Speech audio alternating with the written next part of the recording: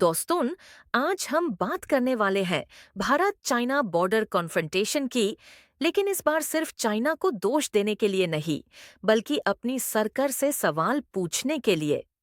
क्योंकि जब भारत की जमीन पर दूसरे देश के सैनिक आगे बढ़ते हैं, जब हमारे जवान शहीद होते हैं और जब बॉर्डर पर हालत बिगड़ते जा रहे हैं, तब सवाल सिर्फ चाइना का नहीं होता, तब जिम्मेदारी दिल्ली तक जाती है। आज का सवाल सीधा है, क्या भारत अपनी जमीन बचाने में फेल हो रहा है? और अगर हाँ, इसका जिम्मेदार कौन है? पार्ट 20। इंडिया चाइना बॉर्डर का इतिहास। इंडिया चाइना बॉर्डर कोई नया इशू नहीं है।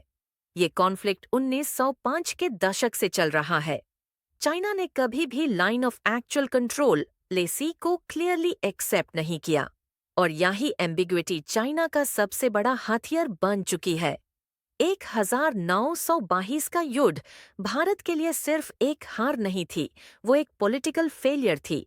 उसके बाद भी चाइना ने अक्साई चीन पर कब्जा बनाए रखा, अरुणाचल प्रदेश को साउथ तिब्बत बोलता रहा और हर कुछ सालों में नई घुसपैठ करता रहा। लेकिन सवाल ये है, क्या भारत ने इतने सालों में कोई परमानेंट सरकार कहती है? बॉर्डर पे सब नॉर्मल है, टॉक्स चल रही हैं, चाइना को मुंहतोड़ जवाब दिया गया। लेकिन सैटेलाइट इमेजेस क्या कहती हैं? रिपोर्ट्स क्या बताती हैं? चाइना ने रोड्स बनाए, विलेजेस एस्टैब्लिश किए, एयर स्ट्रिप्स डेवलप किए, ट्रूप्स परमानेंटली डिप्लॉय किए, और भारत सिर्फ रिएक्ट करता रहा। दोस्तों, स्ट्रॉन्ग नेशन सिर्फ रिएक्ट नहीं करता, वो प्रिवेंट करता है।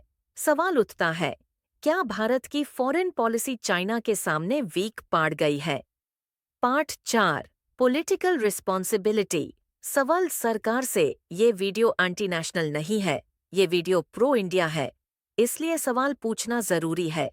चाइना पर इकोनॉमिक डिपेंडेंस क्यों बढ़ रही है? जब बॉर्डर पर टेंशन है, तो चाइना से इंपोर्ट रिकॉर्ड लेवल पर क्यों? पार्लियामेंट में ओपन डिबेट क्यों नहीं होती? बॉर्डर जैसे इशू पर पूरी ट्रांसपेरेंसी क्यों नहीं? मीडिया को साइलेंस क्यों? क्यों सिर्फ सिलेक्टिव नेशनलिज्म दिखाया जाता है? ऑपोजिशन के सवालों को एंटी इंडिया क्यों बताया जाता है?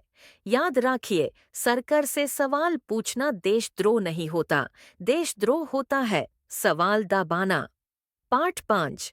चाइना की स्ट्रैटेजी और भारत की कमजोरी। चाइना लड़ाई सिर्फ गन से नहीं करता, वो करता है psychological warfare, infrastructure warfare, economic pressure, diplomatic manipulation. और भारत सेंटिमेंट पे ज्यादा, स्ट्रैटेजी पे कम चल रहा है। चाइना 20 साल का प्लान बनाता है, हम 5 साल के इलेक्शन का। यही सबसे बड़ी प्रॉब्लम है। पार्ट 6।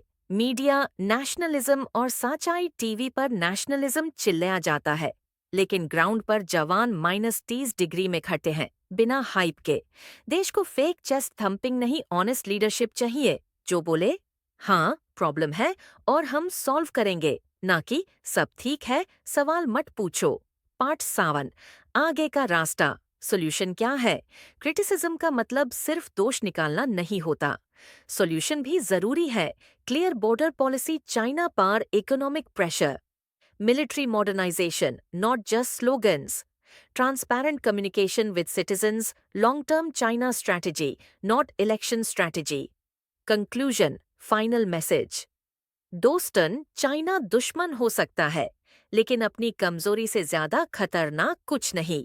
अगर हम सरकार से सवाल नहीं पूछेंगे, तो कल हिस्ट्री हमसे पूछेगी, तुम चुप क्यों रहे जब जमीन खिसक रही थी?